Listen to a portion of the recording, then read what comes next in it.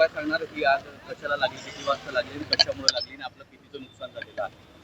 Sir 7:15 वाजता सिक्युरिटीचा phone आला की वर काहीतरी धूर निघतोय शोरूम मध्ये, तुम्ही ताबडतोब या. आम्ही तसेच शोरूमला पोहोचलो आणि तोपर्यंत आम्ही अग्निशामक दलांना फोन केला होता. नगरपालिकेच्या अग्निशामकच्या गाड्या इमिजिएट आमच्या बरोबरही पोहोचल्या 4 गाड्या.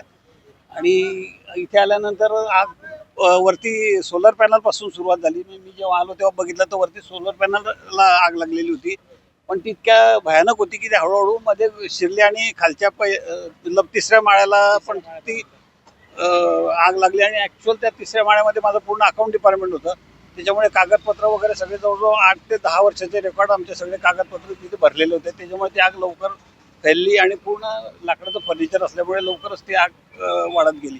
पण तरी 4 गाड्या आल्यामुळे बऱ्याच दीड 1 तासात ती आग त्यांनी आटोक्यात आणली. पण त्या ठिकाणी स्पेअर पार्टचं पण स्पेअर पार्ट पूर्ण भरलेलं होतं. स्पेअर ॲक्सेसरीज आणि अकाउंट 3 डिपार्टमेंट माझे होते, पूर्ण फ्लोर. अंदाजे कितीचं नुकसान समजलं सर अंदाजे आज तर सांगता येणार नाही, पण जवळपास 1.5 ते 2 करोड रुपयाचं नुकसान झालंय माझं.